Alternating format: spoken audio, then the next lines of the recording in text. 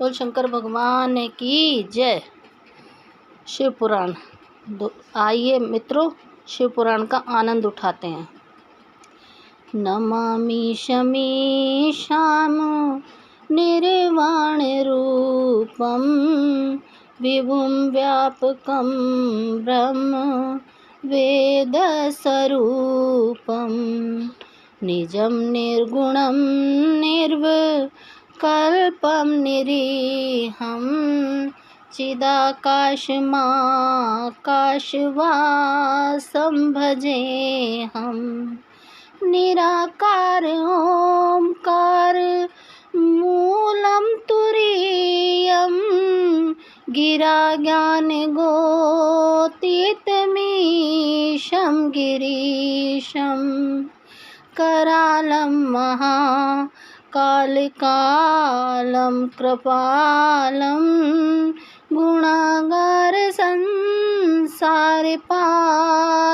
नतोऽहं तुषारादृशं काशगौरं गम्भीरं मनोभूतकोटिप्रभाश्रीशरीरं स्फुरन्नल्लोलिकल्लोनिचारुगङ्गा लसद्भालेन्दुकण्ठे भुजङ्गा चलत्कुण्डलं भूसुनेत्रं विशालं प्रसन्नाननं नीलकण्ठं दयालं मृगाधीशचं मम्बराममुण्डमालं प्रियं शङ्करं सर्वनाथं भजामि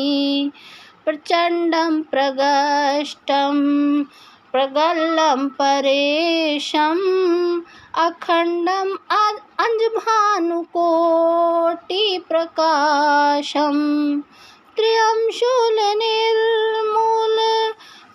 शूलपाणिं भजेऽहं भवानीपतितभावगम्यं कलातीत कल्याणी कल्पान्तकारी सदा सच्चिदानन्ददाता पुरारी चिदानन्द संदोह मोहे पहारी प्रसीदे प्रसीदे प्रभो मन्मथारी न यावद उमा नाथ पादारविन्दं भजन्ति है लोके परिव नारायणं न तावत् सुखं शान्तिसन्तापनाशं प्रसीदे प्रभु सर्वभूतादिवासं न जानामि योगं जपं नैव पूजां न तोऽहं सदा सर्वदा सर्वतोभ्यं जराजन्म दुःख्यो घटातप्यमानं प्रभोपायापं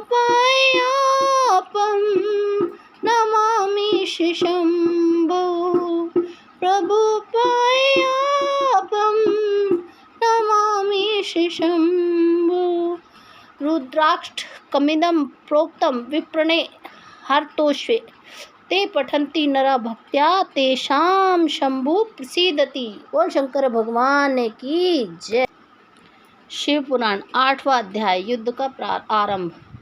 ब्रह्मा जी बोले, नारद, जब देवी पार्वती और भगवान शिव ने कुमार कार्तिकेय को युद्ध का नेतृत्व करने की आज्ञा प्रदान की तो सभी देवता बहुत प्रसन्न हुए और एकत्र होकर उस पर्वत की ओर चल दिए। सिंहनाद करते हुए वे आगे बढ़ने लगे। उस समय कार्तिकेय सेना का नेतृत्व करते हुए सबसे आगे चल रहे थे।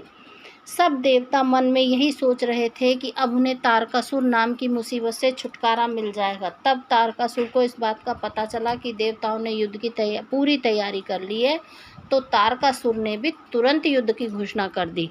अपनी विशाल चतुरांगणी सेना को लेकर तारक भी सिंहनाद करता हुआ देवताओं की ओर बढ़ने लगा। राक्षसों की सेना को देखकर एक पल के लिए तो देवता घबरा गए। उसी समय आकाशवाणी हुई, हे देवगणों, तुम लोग भगवान शिव के पुत्र कार्तिकेय के नेतृत्व में युद्ध करने जा रहे हो, इसलिए तुम जरूर जीतोगे। तारकासुर कार्तिकेय के हाथों अवश्य मारा जाएगा।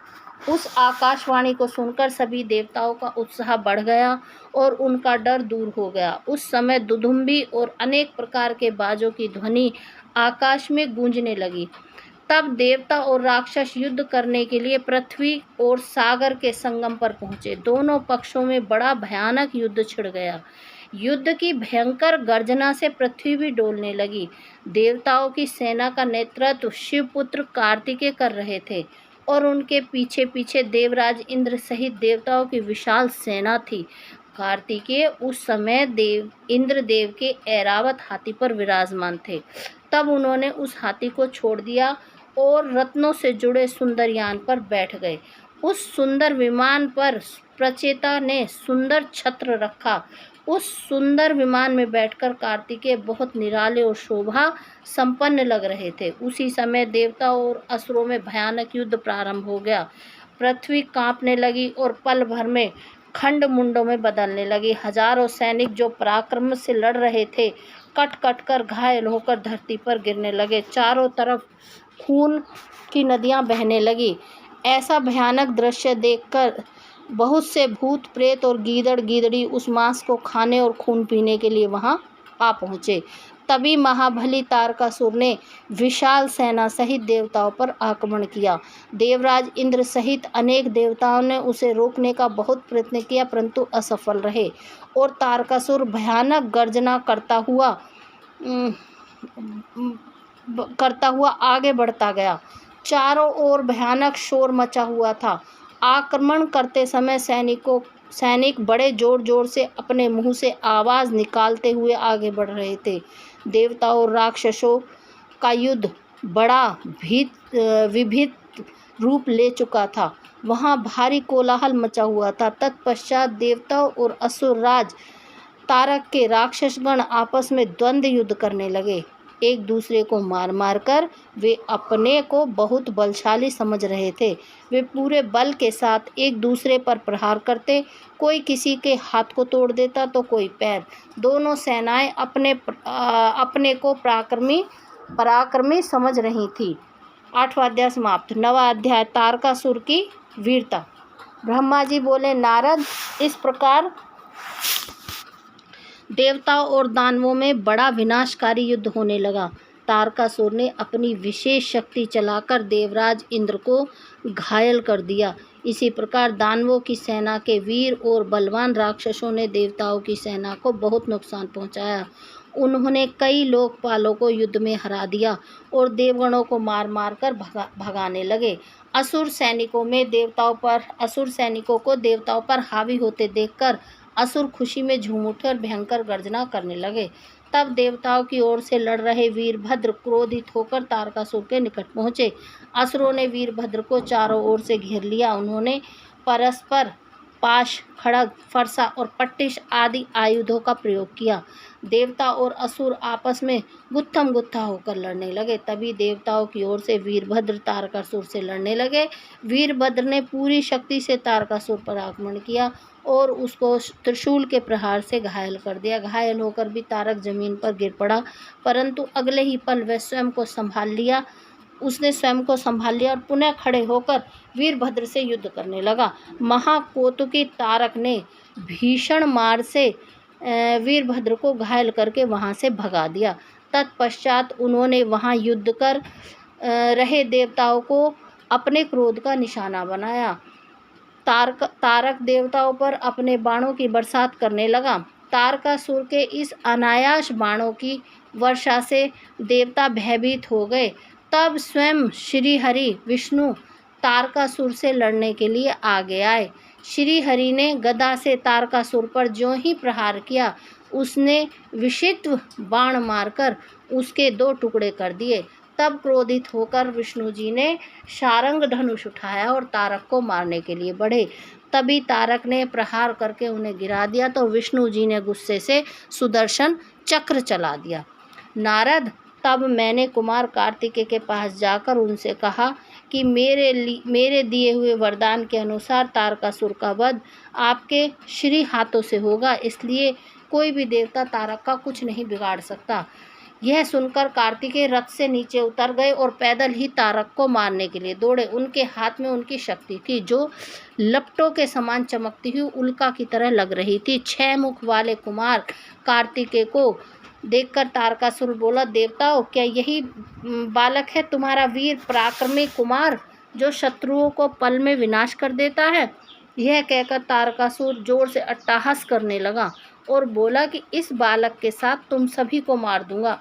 तुम इस बालक की मेरे हाथों हत्या करवाओगे। ऐसा बोलते हुए भयंकर गर्जना करता हुआ वह कुमार कार्तिकेय की ओर पलटा और बोला कि हे बालक, ये मूर्ख देवता तो व्यर्थ में तुझे बलि का बकरा बनाना चाहते हैं, पर मैं इतना कठोर नहीं हूँ कि बिना किसी अपराध के एक मासूम बालक पर वार करूँ। इसलिए तू जा और भाग जा, मैं तेरे प्राणों को छोड़ देता हूँ। देवराज इंद्र और भगवान श्री विष्णु की निंदा करने से तारक द्वारा कमाया गया तपस्या का सारा पुण्य नष्ट हो गया। तब इंद्र ने उस पर वज्र का प्रहार किया जिससे वह धरती पर गिर पड़ा। तब कुछ देर में तारकासुर पूरे उत्साह के साथ पुनः उठ खड़ा हुआ और अपने भीषण प्रहार से उसने देवराज इंद्र को घायल कर दिया और उन पर अपने पैर का प्रहार किया। यह देखकर सभी देवता भयभीत हो गए और इधर उधर भागने लगे। तब श्री हरि विष्णु ने इस स्थिति को संभालने के लिए तारकासुर पर अपना सुदर्शन चक्र चला दिया। चक्र ने तारकासुर को धराशायी कर दिया, परंतु तारकासुर इतनी आसानी से हार मानने वाला नहीं था। वह अपनी पूरी शक्ति के साथ पुनः उठ खड़ा हो गया। तब उसने अपनी प्रचंड शक्ति हाथ में लेकर भगवान विष्णु को ललकारा और उन्हें अपने भीषण प्रहार से घायल कर दिया। विष्णु जी मूर्छित हो पृथ्वी पर गिर पड़े। वहाँ का दृश्य देख सभी देवताओं में कोहराम मच गया। सब अपने प्राणों की रक्षा करने के लिए इधर उधर भागने लगे। सारी सेना तितर बितर होने लगी। यह देख वीरभद्र ने तारकासुर पर आक्रमण किया। उसने त्रिशूल उठाया और तारकासुर पर वार किया, जिससे तारकासुर भूमि पर गिर पड़ा। किंतु उसी क्षण उठकर उसने वीरभद्र को अपनी शक्ति से घायल करके मूर्छित कर दिया और जोर जोर से हंसने लगा। 9वां अध्याय समाप्त। 10वां अध्याय तारकासुर का वध। ब्रह्मा जी बोले, हे नारद, यह सब देखकर कुमार कार्तिकेय और तारकासुर पर को तारकासुर पर बड़ा क्रोध आया और वे अपने पिता भगवान शिव के श्री चरणों का स्मरण कर अपने असंख्य गणों को साथ लेकर तारकासुर को मारने के लिए आगे बढ़े। यह देखकर सभी देवताओं में उत्साह की एक लहर दौड़ गई और वे प्रसन्न मन से कार्तिकेय की जय जयकार का उद्घोष करने लगे। ऋषि मुनियों ने अपनी वाणी से कुमार कार्तिकेय की स्तुति की। तत्पश्चात तारकासुर और कार्तिकेय का बड़ा भयानक दुस्सह युद्ध हुआ। दोनों परमवीर और बलशाली एक दूसरे पर भीषण प्रहार करने लगे। दोनों अनेक प्रकार के दाव पेंचों का प्रयोग कर रहे थे। कार्तिकेय और तारकासुर के बीच मंत्रों से भी युद्ध हो रहा था। दोनों अपनी पूरी शक्ति और सामर्थ्य का प्रयोग करके एक दूसरे को मारने के लिए कर रहे थे। इस भयानक युद्ध में दोनों ही घायल हो रहे थे। युद्ध भयानक रूप लेता जा रहा था। उस भीषण युद्ध को सब देवता गंधर्व बैठकर देखने लगे। वह अद्भुत युद्ध अनायास ही सबके आकर्षण का केंद्र बन गया। हवा चलना भूल गई, सूर्य की किरणें ठहर गईं, यहाँ तक कि सभी पर्वत इस युद्ध को देखकर अत्यंत भयभीत हो उठे। वे शिव पार्वती के इस पुत्र की रक्षा करने के लिए तुरंत उधर आ गए। यह देखकर कार्तिकेय बोले, हे पर्वतों, आप कोई चिंता ना करें। आज इस महापापी को मैं सबके सामने मौत के घाट उतार कर भय से मुक्ति दिलाऊंगा। जब कार्तिकेय पर्वतों से बात करने में निमग्न थे, उसी समय तारक ने अपनी शक्ति हाथ में लेकर उन पर धावा बोल दिया। उस शक्ति के प्रहार के आघात से शिवपुत्र कार्तिकेय भूमि पर गिर पड़े, परंतु अगले ही क्षण वे पूरी शक्ति के साथ पुनः उठ खड़े हुए, लड़ने के लिए तैयार हो गए। कार्तिकेय ने अपने मन में अपने माता पिता पार्वती जी व भगवान शंकर को प्रणाम करके उनका आशीर्वाद लिया और अपनी प्रबल शक्ति से तारकासुर की छाती पर आघात किया। उसकी चोट से तारकासुर का शरीर विदीर्ण होकर पृथ्वी पर गिर पड़ा। सबके देखते ही देखते वह महाबली असुर पल भर में ढेर हो गया। महाबली तारकासुर के मारे जाते ही चारों ओर कार्तिकेय की जय जयकार गूंज उठी। तारकासुर के वध से सभी देवता बहुत प्रसन्न थे। तब उन्होंने अपने महाराज तारकासुर को मरा जानकर असुरों की विशाल सेना में भयानक कोलाहल मच गया। अपने प्राणों की रक्षा करने के लिए सभी असुर इधर उधर भाग रहे थे। देवताओं ने मिलकर सभी असुरों को मार गिराया। कुछ असुर डरकर मैदान छोड़कर भाग खड़े हो गए, तो बहुत से दैत्य और राक्षस हाथ जोड़कर कुमार कार्तिकेय की शरण में आ गए और उनसे क्षमा मांगने लगे। तब कुमार ने प्रेम पूर्वक उन्हें क्षमा कर दिया और उन दानवों को आदेश दिया कि वे सदैव के लिए पाताल में चले जाएं। इस प्रकार तारकासुर के मारे जाने पर उनकी सारी सेना पल भर में नष्ट हो गई। यह देखकर देवराज इंद्र के साथ समस्त देवताओं और संसार के प्राणियों में खुशी की लहर दौड़ पड़ी। पूरा त्रिलोक आनंद में डूब गया। जैसे ही कुमार कार्तिकेय की विजय का समाचार भगवान शिव और पार्वती के पास पहुंचा, वे तुरंत अपने गणों को साथ लेकर युद्ध स्थल पधारे। श्री पार्वती जी ने अपने प्राण प्रिय पुत्र को अपने हृदय से लगा लिया और अपनी गोद में बिठाकर उसे बहुत देर तक चूमती रहीं। तभी वहां पर्वतराज हिमालय भी पहुंच गए और उन्होंने अपनी पुत्री पार्वती और भगवान शिव के पुत्र शिव और कार्तिकेय की स्तुति की। चारों दिशाओं से उन पर फूलों की वर्षा होने लगी। मंगल ध्वनि हर ओर गूंजने लगी। हर तरफ उनकी ही जय जयकार हो रही थी। देवताओं के स्वामी देवराज इंद्र ने अपने साथी देवताओं के साथ कुमार कार्तिकेय की हाथ जोड़कर स्तुति की। तत्पश्चात भगवान शिव अपनी पत्नी पार्वती को साथ लेकर शिवगणों सहित कैलाश पर्वत लौट गए। 10वां अध्याय समाप्त। 11वां अध्याय बाणासुर और दैत्य प्रलंब का वध। ब्रह्मा जी बोले, नारद, जब तारकासुर कुमार कार्तिकेय के द्वारा मारा गया, तब वह देखकर सभी देवताओं, ऋषि मुनियों सहित जन साधारण में प्रसन्नता की लहर दौड़ गई। सभी खुश थे। सभी देवताओं ने मिलकर भक्ति भाव से कार्तिकेय की स्तुति की। तभी क्रौंच नामक एक पर्वत दुखी होकर कार्तिकेय के पास आया। वह क्रौंच बाणासुर नामक दैत्य द्वारा सताया गया था। वह कुमार के सामने अपने हाथ जोड़कर खड़ा हो गया और भक्ति भाव से स्वामी कार्तिकेय की स्तुति करने लगा। तत्पश्चात बोला, हे प्रभु, बाणासुर मुझे बहुत कष्ट दे रहा है, आप उससे मेरी रक्षा कीजिए। तब कार्तिकेय ने पर्वतराज क्रौंच की स्तुति से प्रसन्न होकर क्रौंच को सांत्वना दी। तब पर्वतराज क्रौंच शांत हो गए और कुमार कार्तिकेय ने उन्हें उनके अनेकों दुखों और कष्टों से छुटकारा दिलाना हेतु भगवान शिव का स्मरण करके वहीं से अपनी अद्भुत शक्ति का परिचय देते हुए एक अनोखी शक्ति छोड़ी। इस शक्ति का प्रयोग कुमार कार्तिकेय ने उस दुष्ट राक्षस बाणासुर पर किया था। तब वह शक्ति दैत्यराज बाणासुर को भस्म करके शीघ्र ही कार्तिकेय के पास वापस लौट आई। वह शक्ति जब उनके पास वापस पहुंच गई, तब वे क्रौंच से बोले, हे पर्वतराज क्रौंच, अब आपको बाणासुर नामक दैत्य से डरने की कोई आवश्यकता नहीं है। मैंने बाणासुर को मारकर तुम्हारी इस परेशानी को सदा सदा के लिए हल कर दिया। अतः अब तुम अपने भय को छोड़कर हमेशा के लिए निर्भय हो जाओ। अब तुम प्रसन्नतापूर्वक अपने घर की ओर प्रस्थान करो। बाणासुर के भय से मुक्ति का समाचार पाकर पर्वतराज क्रौंच बहुत प्रसन्न हुए और उन्होंने भक्ति भाव से कार्तिकेय की स्तुति की। तत्पश्चात वह उनसे विदा लेकर अपने गृह स्थान की ओर चल दिए। वहां पहुंचकर क्रोच ने अपने स्वामी कार्तिकेय की प्रसन्नता के लिए भगवान शिव के 3 शिवलिंगों की स्थापना की। प्रतिज्ञेश्वर, कपालेश्वर और कुमारेश्वर नामक ये 3 शिवलिंग विश्वविख्यात हैं और लोगों की आस्था और भक्ति का जीता जागता उदाहरण है। ये शिवलिंग सिद्धिदायक हैं और 16 महान ज्योतिर्लिंगों में सम्मिलित हैं। पर्वतराज क्रोच ने अपने स्थान पर वापस लौट जाने के उपरांत देवताओं के गुरु बृहस्पति ने कुमार कार्तिकेय से कहा कि कुमार, देवताओं द्वारा आपको शिव पार्वती की आज्ञा से यहाँ महाबली तारकासुर का वध करने के लिए लाया गया था।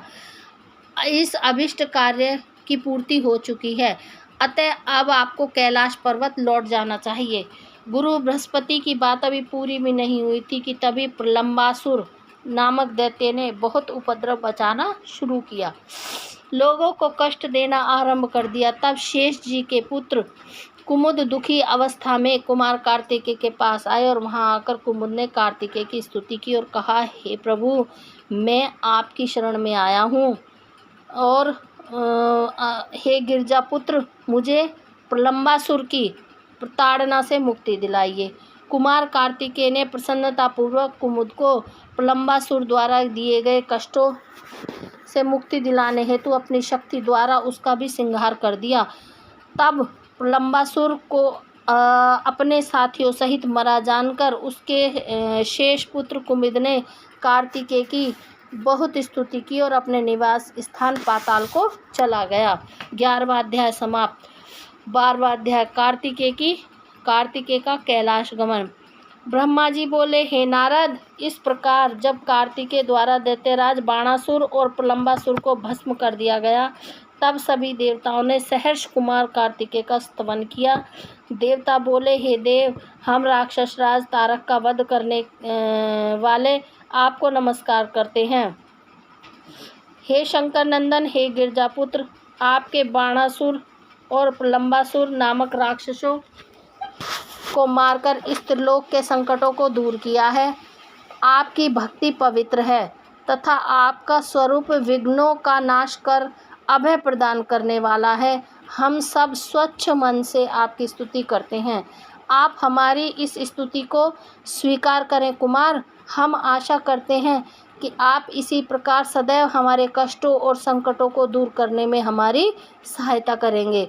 देवता द्वारा की गई इस अनन्य स्तुति को सुनकर कुमार कार्तिकेय का हृदय प्रसन्नता से खिल उठा। उन्होंने सभी देवताओं को सहर्ष उत्तम वरदान प्रदान किए तथा भविष्य में सदैव सहायता करने का उन्हें वचन दिया। पर्वतों द्वारा की गई स्तुति से प्रसन्न होकर कुमार कार्तिकेय बोले, हे भूधरो, आप सदा से उत्तम और श्रेष्ठ हैं। आज से आप सभी साधु संतों और तपस्या में लीन रहने वाले साधकों द्वारा पूजनीय होंगे। पर्वतों में मेरे नाना श्रेष्ठ हिमालय इन ज्ञानियों और तपस्वियों के लिए फलदातक सिद्ध होंगे। श्री हरि विष्णु बोले, हे कुमार का महाबली तारक का वध करके आपने इस चराचर जगत को सुखी कर दिया है। अब आप अपना पुत्र होने का कर्तव्य भी निभाइए। अब आपको अपने माता पिता भगवान शिव और पार्वती की प्रसन्नता के लिए उनके पास कैलाश पर्वत जाना चाहिए। तत्पश्चात कुमार सभी देवताओं के साथ दिव्य विमान में बैठकर अपने माता पिता के पास कैलाश पर्वत की ओर चल दिए। वे सब आनंद ध्वनि को करते हुए भगवान शिव के पास पहुँचे। विष्णु जी सहित सभी देवताओं ने त्रिलोकीनाथ भगवान शिव को प्रणाम करके उनकी स्तुति की। कुमार कार्तिकेय ने भी अपने माता पिता को सेवा भाव से प्रणाम किया। भगवान शिव ने प्रसन्नता से अपने पुत्र का मुख चूम लिया और बहुत स्नेह किया। देवी पार्वती ने कुमार को अपनी गोद में बिठाकर खूब चूमा। यह देखकर सभी देवता आनंद में मग्न होकर शिव, पार्वती और कार्तिकेय की जय जयकार करने लगे। तत्पश्चात सभी देवताओं सहित श्री हरि विष्णु और मैंने देवादिदेव भगवान शिव जी से जाने की आज्ञा मांगी और अपने अपने लोक को चले गए। तब भगवान शिव अपनी प्राणप्रिया देवी पार्वती और पुत्र कार्तिकेय के साथ आनंद पूर्वक कैलाश पर निवास करने लगे। 12वां अध्याय समाप्त। 13वां अध्याय पार्वती द्वारा गणेश की उत्पत्ति। सूत जी कहते हैं, कुमार कार्तिकेय के उत्तम चरित्र को सुनकर नारद जी बहुत प्रसन्न हुए। प्रसन्नता पूर्वक देवताओं से ब्रह्मा जी से बोले, हे विधाता, आप ज्ञान के अथाह सागर हैं और करुणा निधान भगवान शिव के विषय में सब कुछ जानते हैं। आपने शिवपुत्र स्वामी कार्तिकेय और अमृतमय चरित्र को सुनाकर मुझ पर बड़ी कृपा की है। भगवान, अब मैं विघ्न विनाशक श्री गणेश के विषय में जानना चाहता हूँ। उनके दिव्य चरित्र, उनकी उत्पत्ति के विषय में सब कुछ सविस्तार बताकर मुझे कृतार्थ कीजिए। मुनि श्रेष्ठ नारद के ये उत्तम विचार सुनकर ब्रह्मा जी हर्षपूर्वक बोले, नारद, तुम गणेश की उत्पत्ति की कथा सुनना चाहते हो, अतएव तुम्हारी प्रसन्नता के लिए मैं तुम्हें उनके जन्म के विषय में बताता हूँ। एक बार की बात है, देवी पार्वती की 2 सखियाँ जया और विजया, जो सदा से उनके पास रहती थी, उनके पास आई और बोली, हे सखी, यहाँ कैलाश पर्वत पर भगवान शिव के असंख्य गण हैं। वे सदा भगवान शिव की आज्ञा का प्रसन्नता से पालन करते हैं। वे सदा भगवान शिव की आज्ञा को ही सर्वोपरि मानते हैं। इसलिए आपको भी अपने लिए एक विशेष ऐसे गण की रचना करनी चाहिए जिसके लिए आपकी ही आज्ञा सर्वोच्च हो और वह अन्य किसी के सामने ना झुके। अपनी सखियों की बात को यद्यपि पार्वती को एक बार अच्छी लगी, परंतु अगले ही पल वे बोली, भला मुझ में और मेरे पति में क्या भेद है? हम दोनों एक ही हैं और सभी शिवगण मुझ में और सदाशिव में कोई अंतर नहीं समझते। वे हम दोनों की ही आज्ञाओं का सदा पालन करते हैं। पार्वती जी के वचन सुनकर उनकी सखियां आगे कुछ नहीं बोली और वहां से चली गईं। एक दिन की बात है, देवी पार्वती अपने कक्ष में स्नान कर रही थी। वे नंदी को द्वारपाल बनाकर द्वार पर बैठा कर गईं। तभी कक्ष में भगवान शिव का प्रवेश हो गया, क्योंकि नंदी अपने आराध्य शिव को अंदर आने से रोक ना पाए। देवी पार्वती को उस समय बड़ी लज्जा महसूस हुई। इस घटना के उपरांत पार्वती को अपनी सखियों द्वारा दिए गए सुझाव का स्मरण हुआ। तब उन्होंने सोचा कि मेरा भी कोई ऐसा सेवक होना चाहिए जो कार्य कुशल हो और मेरी आज्ञा का सदैव पालन करे, अपने कर्तव्य से कभी भी विचलित ना हो। ऐसा विचार कर उन्होंने अपने शरीर के मैल से शुभ लक्षणों से युक्त उत्तम बालक की रचना की। वह बालक शोभा संपन्न, महाबली, महापराक्रमी और सुंदर था। पार्वती जी ने उसे सुंदर वस्त्र और आभूषणों से विभूषित करके उसे अनेकों आशीर्वाद दिए। पार्वती ने कहा, तुम मेरे पुत्र हो, तुम्हारा नाम गणेश है। पार्वती जी के वचन सुनकर तेजस्वी बालक गणेश बोला, हे माता, हे जननी, आज से आपने मुझे इस जगत में उत्पन्न किया है। आज से मैं आपका पुत्र हूँ और मैं आपको बारंबार प्रणाम करता हूँ। मेरे लिए अब क्या कार्य है बताइए, मैं उसे अवश्य पूरा करूँगा। देवी पार्वती बोली, हे पुत्र गणेश, आज से तुम मेरे द्वारपाल बन जाओ। मेरी यह आज्ञा है कि मेरे महल में कोई मेरी अनुमति के बिना प्रविष्ट ना हो। कोई कितना भी हट क्यों ना करे, तुम उसे अंदर नहीं आने देना। यह कहकर पार्वती ने एक छड़ी गणेश के हाथ में पकड़ा दी और प्रेम पूर्वक उनका मुख चूमकर अंदर स्नान करने के लिए चली गईं। गणेश सजगता से हाथ में छड़ी लेकर महल के द्वार पर पहरा देने लगे। उसी समय भगवान शिव देवी पार्वती से मिलने की इच्छा लेकर महल में आ गए। जब वे द्वार पर पहुँचे तो गणेश ने उनसे कहा, हे देव, मेरी माता इस समय स्नान कर रही हैं, अतः आप यहाँ से चले जाएं और बाद में आएं। यह कहकर उन्होंने भगवान शिव के सामने छड़ी अड़ा दी। चूँकि गणेश ने भगवान शिव को पहले कभी नहीं देखा था, इसलिए वे उन्हें पहचान नहीं सके।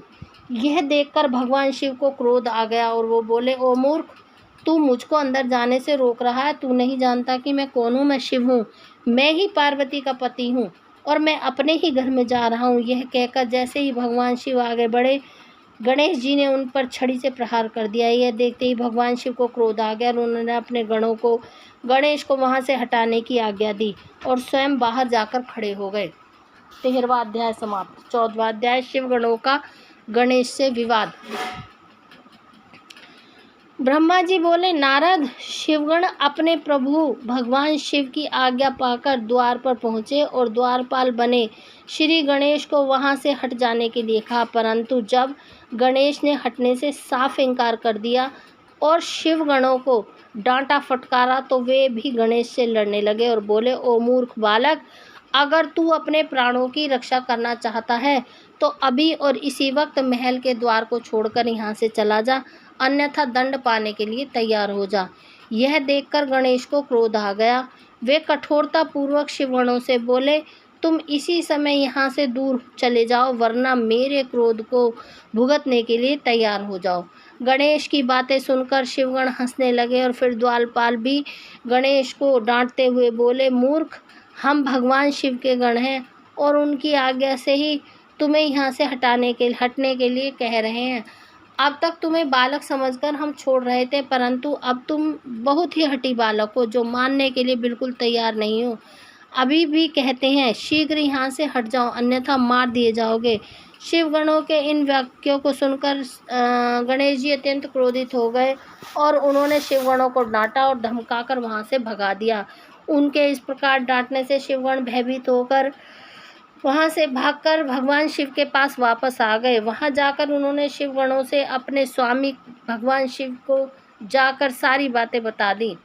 यह सुनकर भगवान शिव ने क्रोधित होकर श्री गणेश को द्वार से हटाने का आदेश अपने गणों को दिया।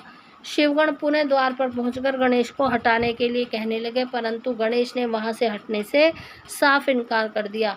गणेश निर्भय होकर बोले, उन गणों से बोले, मैं पार्वती का पुत्र हूँ और तुम भगवान शिव के गण हो। हम दोनों ने अपनी अपनी जगह अपने अपने कर्तव्य का पालन कर रहे हैं।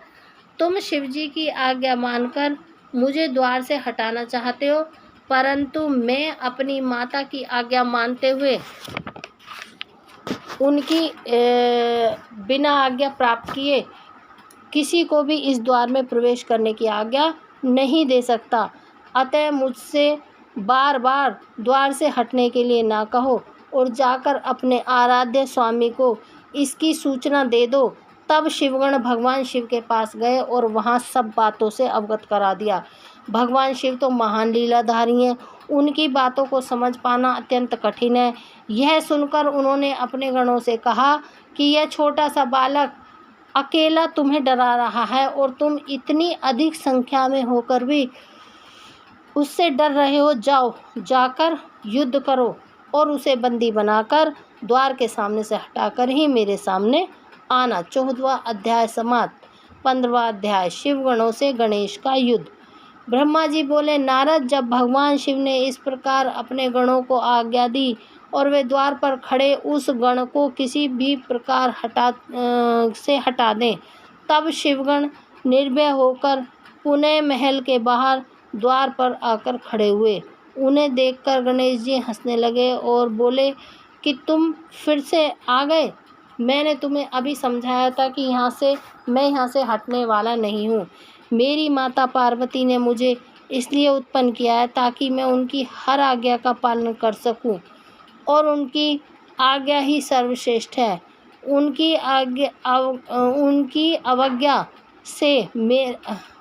अवज्ञा मेरे वश में नहीं है। तुम ऐसे ही बार बार मुझे परेशान करने के लिए यहाँ आ रहे हो। तब शिवगण बोले, ओ मूर्ख बालक, अब की बार हम तुमसे विनम्रता से कहने नहीं आए हैं, क्योंकि लातों के भूतों को बातों से नहीं मानते। अब हम तुम्हें तुम्हारी धृष्टता के लिए दंड देने आए हैं। यह कहकर सभी शिवगण, जो कि विभिन्न प्रकार के आयुधों से विभूषित थे, गणेश पर टूट पड़े। गणेश और शिवगणों में बहुत भयानक युद्ध होने लगा, परंतु गणेश के साहस और पराक्रम को देखकर सभी शिवगणों के होश उड़ गए। शिवजी का कोई भी गण गणेश को परास्त नहीं कर सका। गणेश ने अकेले ही अनेकों शिवगणों को मार मार कर घायल कर दिया और वहां से भागने को विवश कर दिया। तत्पश्चात पुनः महल के द्वार पर डटकर खड़े हो गए। तब सब शिवगण घायल अवस्था में शिवजी के पास पहुँचे और उन्हें सारी बातें कह सुनाई। हे नारद, तभी मैं और श्रीहरि भगवान शिव दर्शनों के लिए कैलाश पर पहुँचे। वहाँ हमने भगवान शिव को इस प्रकार चिंतित देखकर उनकी माता उनकी परेशानी का कारण पूछा। तब शिवजी ने कहा, हे विधाता, हे विष्णु, मेरे महल के द्वार पर एक बालक हाथ में छड़ी लेकर खड़ा है और वह मुझे महल के भीतर नहीं जाने दे रहा है, अतः मैं यहाँ खड़ा हूँ। उसने मेरे गणों को भी मार पीट कर वहाँ से भगा दिया है। ब्रह्मा जी, आप जाकर उस बालक को समझाएं। तब मैं भगवान शिव की आज्ञा से गणेश को समझाने के लिए गया। मुझे वहाँ आया देखकर गणेश जी का क्रोध और बढ़ गया। वे मुझे मारने के लिए दौड़े। उन्होंने मेरी दाढ़ें मूछें नोच ली और मेरे साथ गए गणों को प्रताड़ित करने लगे। यह देख मैं वहाँ से लौट गया। भगवान शिव को मैंने सारी घटना बता दी। यह सुनकर उन्हें बहुत क्रोध आया। तब शिव जी ने इंद्र सहित सभी देवताओं, भूतों, प्रेतों और गणेश जी को द्वार से हटाने के लिए भेजा, परंतु यह सब व्यर्थ हो गया। गणेश जी ने सबको मार पीट कर वहाँ से भगा दिया। उस छोटे से बालक ने देवताओं की विशाल सेना के छक्के छुड़ा कर रख दिए। तब इस बात की सूचना महादेव जी को मिली और वे बहुत क्रोधित हुए और वे स्वयं गणेश जी को दंडित करने के लिए चल दिए। 15वां अध्याय समाप्त। 16वां अध्याय गणेश जी का शिरोविच्छेदन। ब्रह्मा जी बोले, हे मुनि श्रेष्ठ नारद, इस प्रकार जब सभी शिवगण, देवता और भूत प्रेत उस बालक द्वारा परास्त हो गए तो स्वयं भगवान शिव उस बालक को दंड देने के लिए चल दिए। महागणेश ने अपनी माता के चरणों का स्मरण करके भगवान शिव को युद्ध करना आरंभ किया। एक छोटे से बालक को इस प्रकार निर्भयता पूर्वक युद्ध करते देखकर भगवान शिव आश्चर्यचकित रह गए। इतना वीर, पराक्रमी और साहसी बालक देखकर शिव जी को एक पल अच्छा लगा, परंतु अगले ही पल उन्हें उस बालक की धृष्टता का स्मरण हो आया। उस बालक ने अपने प्रिय भक्तों और गणों सहित देवराज इंद्र व मुझे भी प्रताड़ित किया था। भगवान शिव क्रोध के वशीभूत होकर गणेश से युद्ध करने लगे। उन्होंने अपने हाथों में धनुष उठा लिया। भगवान शिव को इस प्रकार अपने निकट आते देखकर गणेश ने अपनी माता पार्वती का स्मरण करके भगवान शिव पर अपनी शक्ति से प्रहार कर दिया। गणेश के प्रहार से शिव जी के हाथ का धनुष टूटकर गिर गया। तब उन्होंने पिनाक उठा लिया, परंतु गणेश ने उसे भी गिरा दिया। यह देखकर शिव जी का क्रोध 7वें आसमान पर पहुंच गया। उन्होंने त्रिशूल उठा लिया। अब तो गणेश और त्रिलोकीनाथ भगवान शिव के बीच अत्यंत भयानक युद्ध छिड़ गया। भगवान शिव तो सर्वेश्वर हैं, सब देवताओं में श्रेष्ठ और लीलाधारी हैं। उनकी माया को समझ पाना हर किसी के वश की बात नहीं।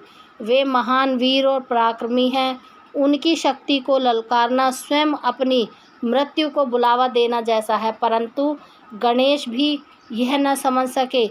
अपनी माता का आशीर्वाद पाकर गणेश ने अपने को अजय जानकर पूरे पराक्रम से युद्ध किया। दोनों में भीषण युद्ध चलता रहा। सभी देवताओं और शिवगणों के साथ मैं भी उनका वह युद्ध विस्मित होकर देखता रहा। तब गणेश किसी भी तरह अपने हट से पीछे हटने को तैयार ना हुए तो भगवान शिव के क्रोध की सारी सीमाएं टूट गई और उन्होंने अपने त्रिशूल से श्री गणेश का सिर काट दिया। 16वां अध्याय समाप्त। 17वां अध्याय पार्वती का क्रोध व गणेश को जीवन दान। नारद जी बोले, हे ब्रह्मा जी, जब भगवान शिव ने क्रोधित होकर देवी पार्वती के प्रिय पुत्र का गणेश का सिर काट दिया तब फिर क्या हुआ? जब देवी पार्वती को गणेश की मृत्यु की सूचना मिली तो उन्होंने क्या किया? भगवान मुझ पर कृपा कर मुझे आगे का वृत्तांत के बारे में बताइए। नारद जी के इस प्रकार प्रश्न करने पर भगवान ब्रह्मा जी मुस्कुराए और बोले, नारद, जैसे ही भगवान शिव ने क्रोधवश उस बालक का सिर काटकर उसे मौत के घाट उतारा, वैसे ही वहाँ खड़े सभी शिवगणों की प्रसन्नता देखते ही बनती थी।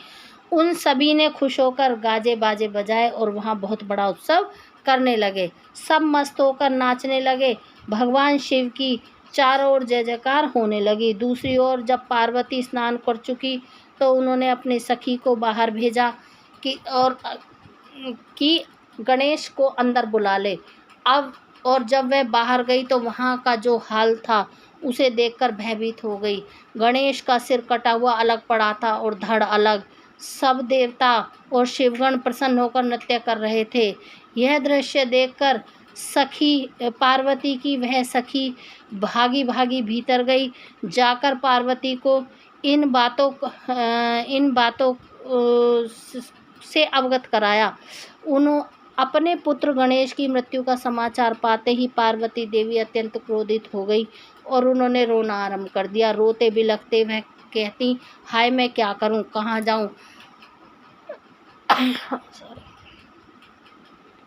मैं तो अपने पुत्र की रक्षा ना कर सकी। सब देवता और शिवगणों ने मिलकर मेरे प्यारे पुत्र को मौत के घाट उतार दिया। अब मैं भी अपने पुत्र का संहार करने वालों का विनाश करके रहूंगी। मैं प्रलय मचा दूंगी। यह कहकर उन्होंने 100,000 शक्तियों की रचना कर दी और देखते ही देखते वहां माँ जगदम्बा की विशाल सेना इकट्ठी हो गई।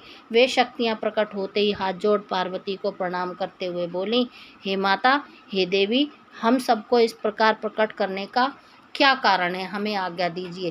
क्रोध में तमतमाती देवी पार्वती बोली, तुम जाकर मेरे पुत्र का वध करने वालों का नाश कर दो।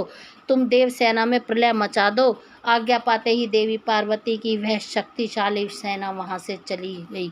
बाहर जाकर उन्होंने सब देवता और शिवगणों पर आक्रमण कर दिया। वे क्रोधित देवियां किन्हीं देवताओं को पकड़कर अपने मुंह में डाल लेती थी और फिर किसी पर अस्त्र शस्त्रों का प्रहार करती थीं। इस प्रकार उन्होंने वहां बहुत आतंक मचाया। वहां चारों ओर त्राही त्राही मच गई। लोग अपनी जान बचाने के लिए जहां तहां भागने लगे। यह नज़ारा देखकर भगवान शिव और मैं विष्णु श्री हरि बहुत चिंतित हुए।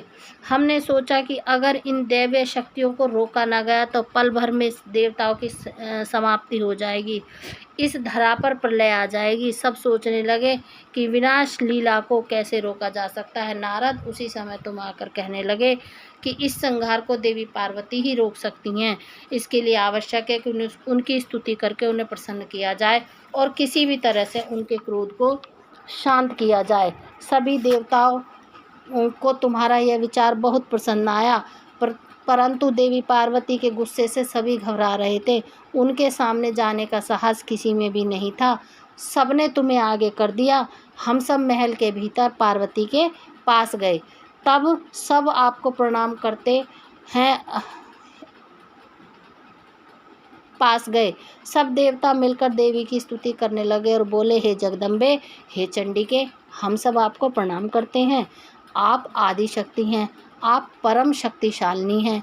आपने ही इस जगत की रचना की है, आप ही प्रकृति हैं। आप प्रसन्न होने पर मनवांछित फलों को देती हैं, जबकि क्रोधित होने पर सब कुछ छीन लेती हैं। हे देवी, हम सब अपने अपराध के लिए क्षमा याचना करते हैं। हम सबके अपराध को क्षमा कर दो और अपने क्रोध को शांत करो। हे महामाई, हम तुम्हारे चरणों में अपना शीश झुकाते हैं। हे माता, हम पर अपनी कृपा दृष्टि करो। हे परमेश्वरी, सब कुछ भूलकर प्रसन्न हो जाओ और भयानक रक्तपात को रोक दो। इस प्रकार देवताओं की स्तुति को सुनकर देवी चुप रहीं। कुछ समय सोचकर बोली, हे देवताओं,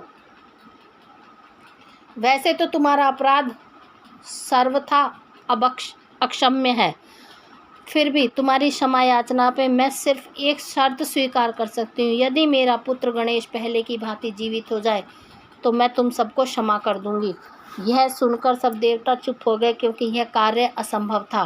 फिर भी सभी देवता हाथ जोड़कर करुण अवस्था में भगवान शिव के सामने खड़े होकर बोले, भगवान, अब आप ही हमारी रक्षा कर सकते हैं। जिस प्रकार आपने गणेश का सिर काटकर उसे मारा है, उसी प्रकार अब आप उसे जीवित कर दीजिए। देवताओं की प्रार्थना को सुनकर भगवान शिव बोले, हे देवताओं, तुम बैग कैसे हो गया, ला लिए देखिए बैग कैसे हो गया अपने आप पे।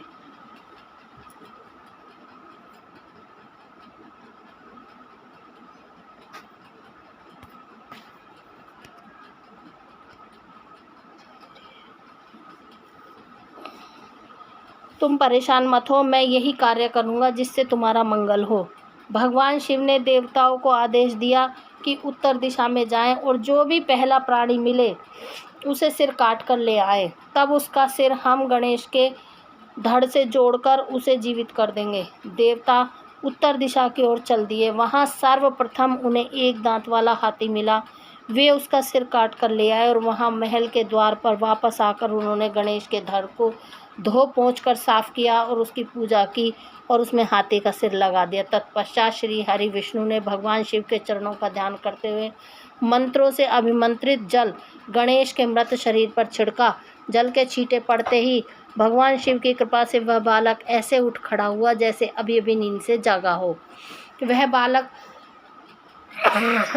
अब हाथी के मुख लग जाने से गजमुखी हो गया था, परंतु फिर भी बहुत सुंदर और दिव्य लग रहा था। रक्त वर्ण का वह बालक अद्भुत शोभा से आलोकित हो रहा था। जब भगवान शिव की कृपा से पार्वती पुत्र गणेश जीवित हो गया तो सभी देवता और शिवगण अत्यंत प्रसन्न होकर नृत्य करने लगे। उनका सारा दुख पल भर में ही दूर हो गया। देवी पार्वती अपने प्रिय पुत्र गणेश को जीवित देखकर बहुत प्रसन्न हो गईं और उनका क्रोध भी शांत हो गया।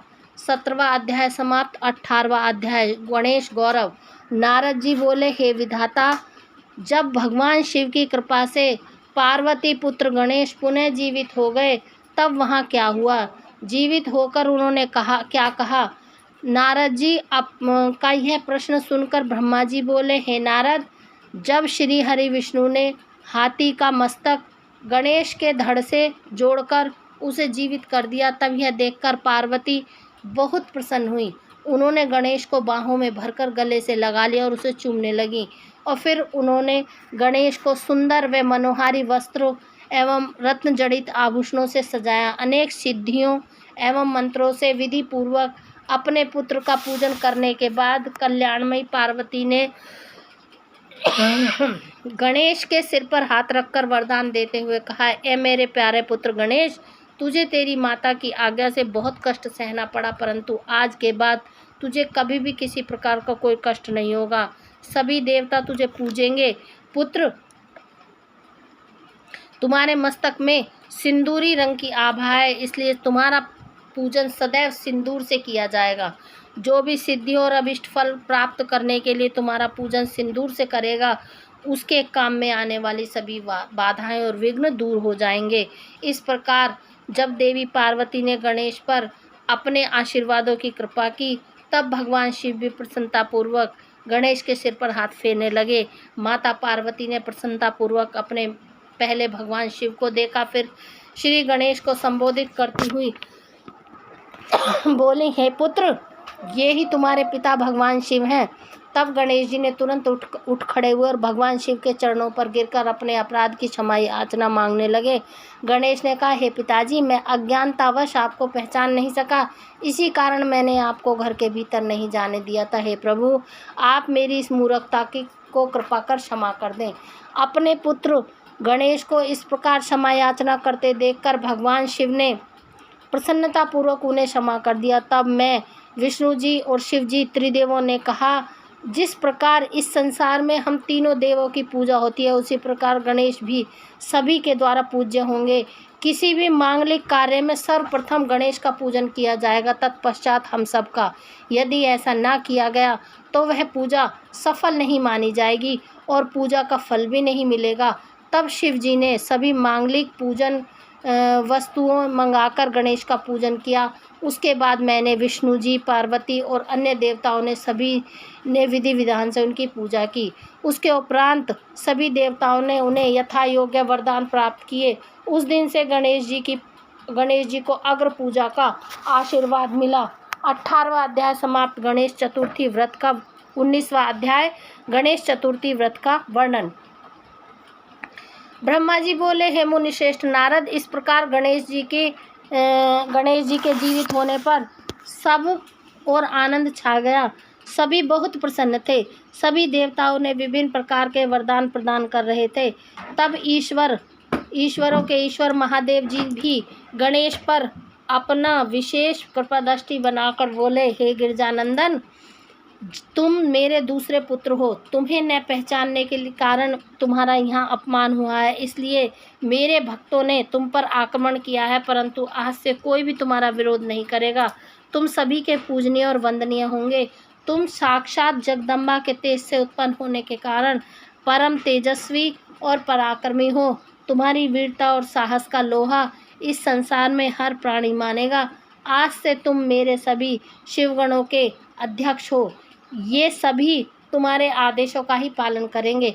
आज से तुम गणपति नाम से जाने जाओगे। यह कहकर सर्वेश्वर भगवान शिव के 2 पल के लिए फिर मौन हो गए और फिर बोले, हे गणपति, तुम्हारा जन्म भाद्रपद मास के कृष्ण पक्ष की चतुर्थी तिथि को देवी पार्वती के निर्मल हृदय से चंद्रमा के उदय के समय हुआ है। इसलिए आज से इस दिन जो भी तुम्हारी भक्ति भावना से तुम्हारा स्मरण करके व्रत करेगा उसको समस्त सुखों की प्राप्ति होगी। मार्गशीर्ष मास के कृष्ण पक्ष की चतुर्थी के दिन सुबह स्नान करके व्रत रखें। धातु, मूंगे या मिट्टी की मूर्ति बनाकर उसकी प्रतिष्ठा करें। तत्पश्चात मूर्ति की दिव्य गंधों, चंदनों एवं सुगंधित फूलों से पूजा करें। रात्रि में 12 अंगुल लंबी 3 गांठ वाली 101 दुर्वाओं से पूजन करना चाहिए। उसके बाद धूप, दीप, नैवेद्य, तांबूल, अर्घ्य देकर गणेश जी का पूजन करें। बाद में बाल चंद्रमा का पूजन करें। फिर ब्राह्मणों को उत्तम भोजन कराएं। स्वयं नमक का ही खाना खाएं, स्वयं बिना नमक का खाना खाएं। इस प्रकार उत्तम गणेश चतुर्थी व्रत को करें। जब व्रत करते करते 1 वर्ष पूरा हो जाए तब भक्ति भावना से इस व्रत का उद्यापन करना चाहिए। उद्यापन में 12 ब्राह्मणों को भोजन कराएं। व्रत का उद्यापन करते समय पहले से स्थापित कलश के ऊपर गणेश की मूर्ति रखें। वेदी तैयार कर उस पर अष्टदल कमल बनाकर हवन करें। तत्पश्चात मूर्ति के सामने 2 स्त्रियों व 2 बालकों को बैठाकर उनकी विधि विधान से पूजा करें। फिर उन्हें आदरपूर्वक भोजन कराएं। पूरी रात उनका भक्ति भाव से जागरण करें। सुबह होने पर गणेश जी का पुनः पूजन करें। पूजन करने के पश्चात उनका विसर्जन कर दें। फिर बालकों से आशीर्वाद लेकर उन्हें स्वास्तिक वाचन करवाएं और व्रत को पूर्ण करने हेतु श्री गणेश को पुष्प अर्पित करें। तत्पश्चात भक्ति भाव से दोनों हाथ जोड़कर उन्हें प्रणाम कर नमस्कार करें। हे गणेश, इस प्रकार जो श्रद्धा पूर्वक उत्तम भक्ति भाव के साथ तुम्हारी शरण में जाएगा और तुम्हें रोज पूजेगा, उसी के सभी कार्य सफल हो जाएंगे तथा उसे सभी अभिष्ट फलों की प्राप्ति होगी।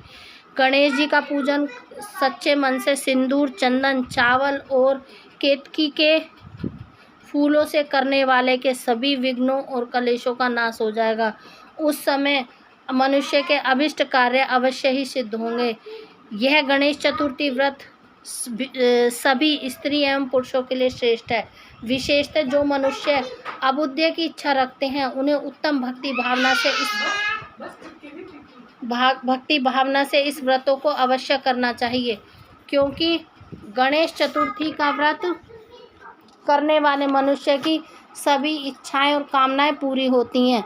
इसलिए सभी मनुष्यों को इस श्रेष्ठ व्रत को पूरा करना चाहिए तथा सदैव तुम्हारी भक्ति भाव से आराधना करनी चाहिए।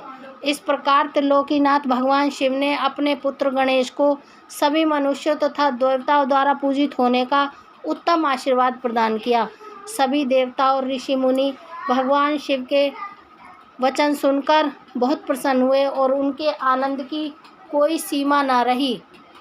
वे सभी भक्ति रस में डूबकर शिव पार्वती के पुत्र गणपति की आराधना करने लगे। यह देखकर देवी पार्वती की खुशी की कोई सीमा न रही। वे देवताओं को अपने पुत्र गणेश का पूजन करते देख मन ही मन भगवान शिव के चरणों का ध्यान करते हुए उनका धन्यवाद करने लगे। उनका सारा क्रोध पल भर में ही शांत हो गया। उस समय सभी दिशाओं में सुमधुर दुदुम्बियाँ बजने लगी। अप्सराएं सहर्ष नृत्य करने लगी। सुंदर मंगलगान होने लगे। श्री गणेश जी पर आकाश से फूलों की वर्षा होने लगी। अपने पुत्र को गणाधीश बनाए जाने पर माता पार्वती फूला नहीं समा रही थी। उस समय चारों ओर उत्सव होने लगा। तत्पश्चात उस समय वहां उपस्थित सभी देवता और ऋषि मुनि उस स्थान के निकट गए जहां भगवान शिव और पार्वती अपने पुत्र गणेश के साथ विराजमान थे। देवताओं और ऋषियों ने भक्ति भावना से उन्हें नमस्कार किया और उनकी स्तुति करने लगे। फिर शिव जी से विदा लेकर सब अपने अपने धामों को चले गए। फिर मैं और श्री हरि भी उनसे विदा लेकर अपने लोकों को लौट गए। जो मनुष्य शुद्ध हृदय से सावधान होकर इस परम मंगलकारी कथा को सुनता है वह सभी मंगलों का भागीदारी हो जाता है। यह गणेश चतुर्थी उत्तम व्रत की कथा पुत्रहीनों को पुत्र, निर्धनों को धन, रोगियों को आरोग्य, अभागों को सौभाग्य प्रदान करती है। जिस स्त्री का पति उसे छोड़कर चला गया हो, गणेश की आराधना के प्रभाव से पुनः उसके पास लौट आता है। दुखों और शोकों में डूबा मनुष्य इस उत्तम कथा को सुनकर शोक रहित हो सुखी होता है। जिस मनुष्य के घर में श्री गणेश की महिमा का वर्णन करने वाले उत्तम ग्रंथ रहते हैं, उस घर पर सदा मंगल होता है। श्री गणेश की कृपा अपने भक्तों पर सदा रहती है और वे अपने भक्तों के कार्य में आने वाले सभी विघ्नों का विनाश कर उसकी सभी कामनाओं को पूरा करते हैं। 19वां अध्याय समाप्त। 20वां अध्याय पृथ्वी परिक्रमा का आदेश, गणेश विवाह व कार्तिकेय का रुष्ट होना। नारद जी ने पूछा, हे विधाता, आपने मुझे श्री गणेश के जन्म एवं उनके अद्भुत पराक्रम और साहस के साथ माता पार्वती के द्वार की रक्षा करने का उत्तम वृत्तांत सुनाया। अब मुझे यह बताइए कि जब भगवान शिव ने गणेश को पुनः जीवित करके अनेक आशीर्वाद प्रदान किए, तब उसके पश्चात वहाँ क्या हुआ? ब्रह्मा जी बोले, हे मुनिश्रेष्ठ नारद, तत्पश्चात भगवान शिव पार्वती अपने दोनों पुत्रों गणेश और कार्तिकेय के साथ आनंद पूर्वक अपने निवास कैलाश स्थान पर रहने लगी। शिव पार्वती अपने पुत्र गणेश और कार्तिकेय की बाल लीलाओं को देखकर बहुत प्रसन्न होती और बहुत लाड़ प्यार करते। वे दोनों अपने माता पिता की भक्ति भावना से पूजा अर्चना करते थे, जिससे शिव पार्वती बहुत प्रसन्न होते। धीरे धीरे ऐसी लीलाओं के बीच समय बीतता गया और गणेश एवं कार्तिकेय युवा हो गए। तब एक दिन शिव पार्वती साथ साथ बैठे हुए आपस में बातचीत कर ही रहे थे। देवी पार्वती ने भगवान शिव से कहा, हे प्रभु, मेरे दोनों पुत्र विवाह के योग्य हो गए हैं, अतः हमें अब दोनों पुत्रों का विवाह कर देना चाहिए। तब दोनों में ये विचार करने लगी कि पहले गणेश का विवाह किया जाए या कार्तिक का। जब माता पिता ने अपनी इच्छा पुत्रों से बताई तो उनके मन में भी विवाह की इच्छा जाग उठी। दोनों पुत्र विवाह के लिए सहर्ष तैयार हो गए, परंतु हम इस असमंजस में थे कि तुम दोनों में से पहले किसका विवाह किया जाए। इसलिए हमने एक युक्ति निकाली, तुम दोनों में से जो पृथ्वी की परिक्रमा करके लौट आएगा उसका विवाह पहले किया जाएगा। अपने पिता की यह बात सुनकर कुमार कार्तिकेय तुरंत अपने वाहन पर सवार होकर यथाशीघ्र पृथ्वी की परिक्रमा करने हेतु माता पिता से आज्ञा लेकर निकल पड़े, परंतु श्री गणेश वहीं यथावत खड़े होकर कुछ सोचने लगे। तत्पश्चात उन्होंने घर के अंदर जाकर स्नान किया और पुनः माता पिता के पास गए और बोले, आप दोनों मेरे द्वारा लगाए गए इन आसनों को ग्रहण कीजिए, मैं शीघ्र ही आपकी परिक्रमा करना चाहता हूँ। तब भगवान शिव और देवी पार्वती ने हर्षपूर्वक आसन ग्रहण कर लिया। भगवान शिव और पार्वती के आसन पर बैठ जाने के पश्चात गणेश ने उन्हें हाथ जोड़कर बारंबार प्रणाम किया और उनकी विधि विधान से पूजा करने लगे। पूजा अर्चना की। पूजा करने के बाद उन्हें भक्ति भाव से उनकी 7 बार परिक्रमा की। माता पिता की 7 बार परिक्रमा करने के पश्चात गणेश हाथ जोड़कर प्रभु के सामने खड़े हो गए और उनकी स्तुति करते हुए बोले, आपकी आज्ञा से आपकी आज्ञा को मैंने पूरा किया, अब आप यथाशीघ्र मेरा विवाह संपन्न कराएं। यह सुनकर शिव पार्वती ने गणेश से पृथ्वी की परिक्रमा करके आने के लिए कहा। तब उन्होंने कहा, जिस प्रकार कार्तिकेय पृथ्वी की परिक्रमा करने गए हैं, तुम भी जाओ और उनसे पहले लौट आओ, तभी तुम्हारा विवाह पहले हो सकता है। शिव शिवा के ये वचन सुनकर गणेश जी बोले, आप दोनों तो महाबुद्धिमान हैं, आपके ज्ञान की कोई सीमा नहीं है, आप धर्म और शास्त्रों में पारंगत है। मैं तो आपकी आज्ञा के अनुरूप पृथ्वी की परिक्रमा 1 बार नहीं बल्कि 7 बार करके आया हूँ। यह सुनकर शिव पार्वती बड़े आश्चर्यचकित होकर बोले कि हे पुत्र, तुम इतनी विशाल 7 द्वीप वाले समुद्र, पर्वत और कानों से युक्त पृथ्वी की परिक्रमा कब कर आए? तुम तो यहाँ से कहीं गए भी नहीं। भगवान शिव और देवी पार्वती के इस प्रकार किए गए प्रश्नों को सुनकर बुद्धिमान गणेश बोले, मैंने आप दोनों की पूजा करके आपकी 7 बार परिक्रमा कर ली। इस प्रकार मेरे द्वारा पृथ्वी की परिक्रमा पूरी हो गई। वेदों में इस बात का वर्णन है कि अपने माता पिता की श्रद्धा भाव से पूजा करने के पश्चात उनकी परिक्रमा करने से पृथ्वी की परिक्रमा करने का पुण्य फल प्राप्त होता है। माता पिता के चरणों की धूल ही पुत्र के लिए महान तीर्थ है। वेद शास्त्र इसको प्रमाणित करते हैं, फिर आप क्यों इस बात को मानने से इनकार कर रहे हैं? हे पिताश्री, आप तो सर्वेश्वर हैं, निर्गुण निराकार हैं, परम ब्रह्म स्वरूप हैं, भला आप कैसे मेरे वचनों को झुठला सकते हैं? कृपा कर बताइए कि शास्त्रों के अनुसार क्या मैं गलत हूँ? इस प्रकार गणेश जी के वचन सुनकर शिव पार्वती अत्यंत आश्चर्यचकित हुए। अपने पुत्र गणेश को वेदों और शास्त्रों का ज्ञाता जानकर उनकी प्रसन्नता की कोई सीमा न रही। तब मुस्कुराते हुए भगवान शिव पार्वती बोले, हे प्रिय पुत्र, तुम बलवान और साहसी होने के साथ साथ परम बुद्धिमान भी हो, यह सत्य है। और जिसके पास बुद्धि बल है वही बलशाली भी है। बिना बुद्धि के बल का प्रयोग भी संभव नहीं होता। बुद्धिहीन मनुष्य संकट में फंस जाने पर बलशाली होने के बावजूद भी मुक्त नहीं हो पाता। वेद शास्त्र के पुराण यही बताते हैं कि माँ बाप का स्थान सबसे ऊपर होता है, उनके चरणों में स्वर्ग है। अपने माता पिता की आज्ञा का पालन करना ही पुत्र का एकमात्र धर्म है। उनकी परिक्रमा पृथ्वी की परिक्रमा से भी बढ़कर है। अतः तुम्हारी बात सर्वथा सत्य है। तुमने कार्तिकेय से पहले ही पृथ्वी की परिक्रमा पूर्ण कर ली, अतः हमें तुम्हारा विवाह करने सबसे पहले और शीघ्र करना है। जब भगवान शिव और पार्वती ने गणेश के बात का समर्थन कर उसे स्वीकार कर लिया, तब गिरजानंदन प्रसन्न हो गए और अपने माता पिता को प्रणाम करके वहाँ से चले गए। महादेव जी ने अपनी प्रिया पार्वती जी के साथ बैठकर इस चिंता में डूब गए कि हमें विवाह के लिए वधू की खोज कहाँ करें। जब वे इस प्रकार विचार कर ही रहे थे, तब प्रजापति विश्वरूप कैलाश पर्वत पर पधारे और उन्होंने भक्ति भाव से शिव शिवा को नमस्कार कर स्तुति की। जब महादेव जी ने उनसे कैलाश आगमन का कारण जानना चाहा, तो प्रसन्न हृदय से विश्वरूप ने कहा कि हे भगवान, मैं आपके पास अपनी 2 पुत्रियां सिद्धि और बुद्धि के विवाह का प्रस्ताव लेकर आया हूँ। प्रभु, सिद्धि और बुद्धि सुंदर और सर्वगुण संपन्न है, मैं उनका विवाह आपके पुत्र से करना चाहता हूँ। प्रजापति विश्वरूप के वचन सुनकर भगवान शिव और देवी पार्वती बहुत हर्षित हुए और उन्होंने उनके विवाह का प्रस्ताव स्वीकार कर लिया। भगवान शिव ने अपने प्रिय पुत्र गणेश का शुभ विवाह सिद्धि बुद्धि के साथ आनंद पूर्वक संपन्न कराया। इस प्रकार शुभ अवसर पर सब देवता हर्षपूर्वक सम्मिलित हुए। उन्होंने गणेश को सपत्नीक ढेरों आशीर्वाद और शुभाशीष प्रदान किए और अपने अपने स्थान लौट गए। तत्पश्चात श्री गणेश अपनी पत्नियों के साथ आनंद पूर्वक व्यवहार करने लगे। काफ़ी समय व्यतीत होने जाने के पश्चात उनके 2 पुत्र उत्पन्न हुए। सिद्धि से पुत्र का नाम शुभ और बुद्धि से पुत्र का नाम लाभ रखा गया। इस प्रकार श्री गणेश ने अपनी दोनों पत्नी और पुत्रों के साथ आनंद पूर्वक रहने लगे। जब श्री गणेश को सुखपूर्वक अपना जीवन व्यतीत करते हुए काफ़ी समय बीत गया, तब कुमार कार्तिकेय पृथ्वी की परिक्रमा पूरी करके लौट आए। वे घर पहुंचने ही वाले थे कि रास्ते में ही उनकी भेंट नारद तुमसे हो गई।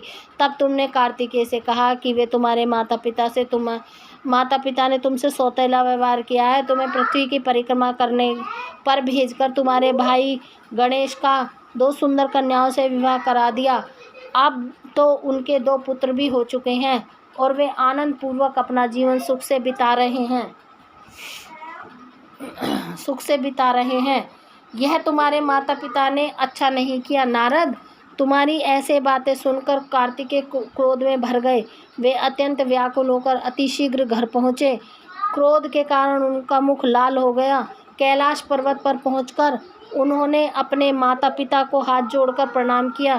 तत्पश्चात उन्होंने अपने माता पिता से इस विषय पर अपनी नाराज़गी प्रकट की। कार्तिकेय ने कहा कि आप दोनों ने अपने पुत्र को धोखे से यहाँ से भगा दिया और फिर अपने प्रिय पुत्र गणेश का चुपचाप विवाह रचा दिया। आप दोनों ने मेरे साथ सौतेले पुत्र जैसा व्यवहार किया। यदि आप गणेश का विवाह पहले करना चाहते थे तो मुझसे एक बार कहते, मैं स्वयं अपने भाई गणेश का विवाह उत्साहपूर्वक आनंद के साथ कराता। परंतु छल कपट का सहारा लेकर आप सिर्फ एक पुत्र से ही प्यार करते हैं। मेरे होने न होने का आपको कोई फर्क नहीं पड़ता। अतः मैं यहाँ से हमेशा के लिए जा रहा हूँ। अब मैं क्रोंच पर्वत पर जाकर सदैव तपस्या सदैव तपस्या करूँगा। यह कहकर कुमार कार्तिकेय वहाँ से चले गए। भगवान शिव और पार्वती ने उन्हें समझाना चाहा, पर उन्होंने उनकी बात अनसुनी कर दी। नारद उस दिन से स्वामी कार्तिकेय कुमार नाम से प्रसिद्ध हो गए। तब से इन तीनों लोकों में उनका नाम कुमार कार्तिकेय विख्यात हो गया। कार्तिकेय का नाम पापहारी, शुभकारी, पुण्यमयी एवं ब्रह्मचर्य की शक्ति प्रदान करने वाला है।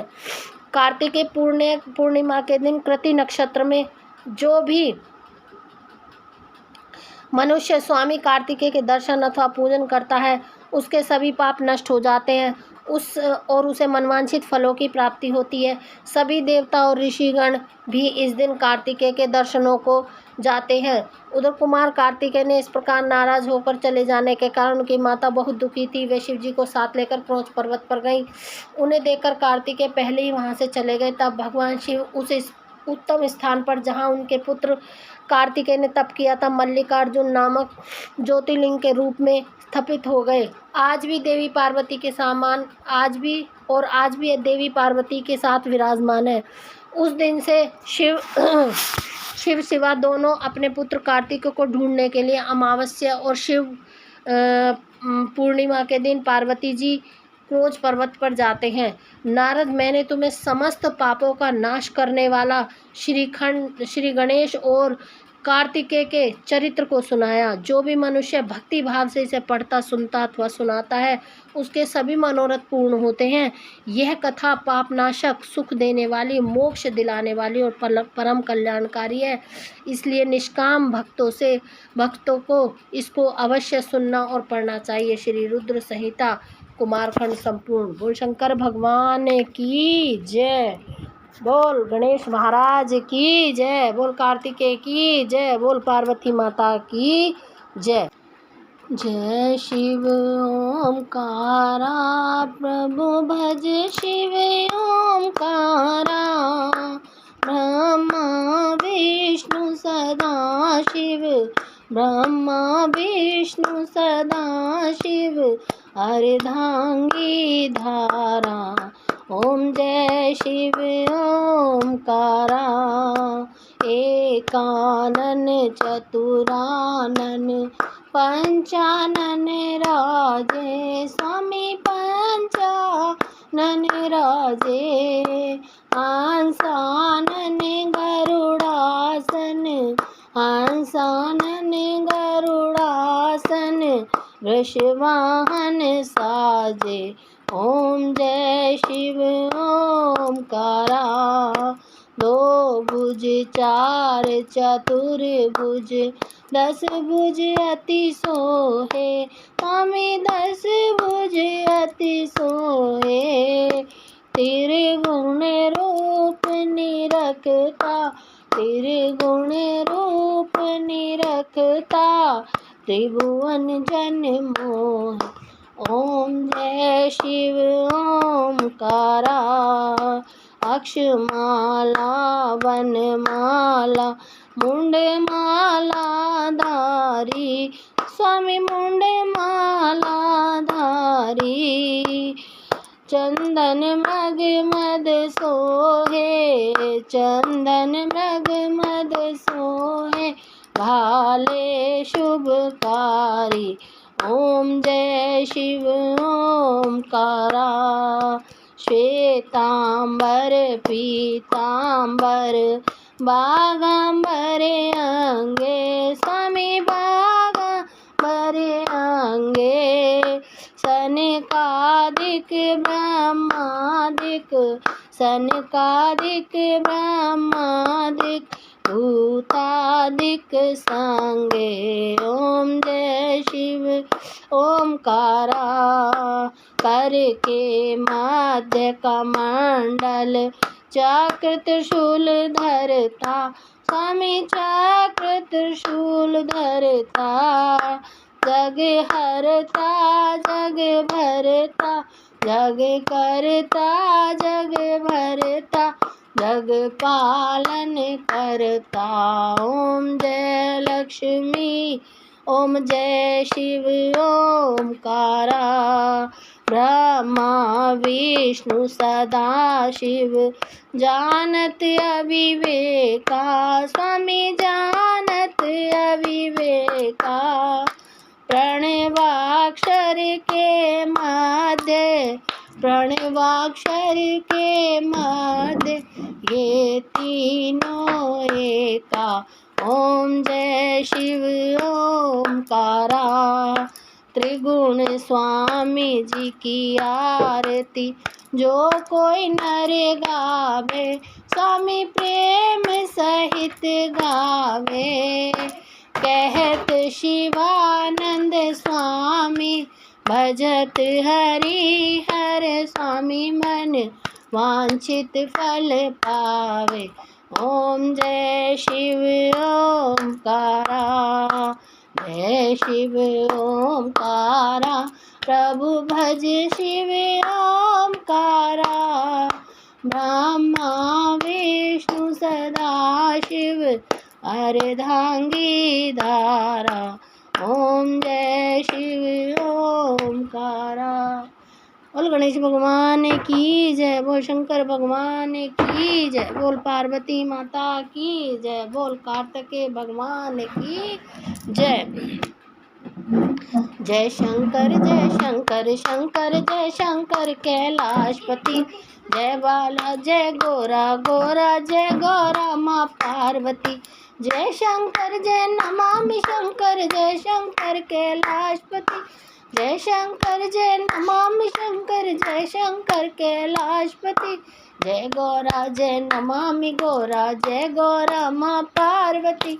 जय गौरा जय नमामि गौरा, जय गौरा माँ पार्वती। जय शंकर जय कृपानि शंकर, जय शंकर कैलाशपति। जय गौरा जय नमामि गौरा, जय गौरा माँ पार्वती।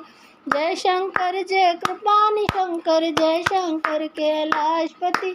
जय गौरा गौरा, जय गौरा माँ पार्वती। जय शंकर शंकर, जय शंकर कैलाशपति। जय शंकर जय नमामि शंकर, जय शंकर कैलाशपति। जय गौरा गौ, जय गौरा माँ पार्वती। बोल शंकर भगवान की जय, बोल पार्वती माता की जय।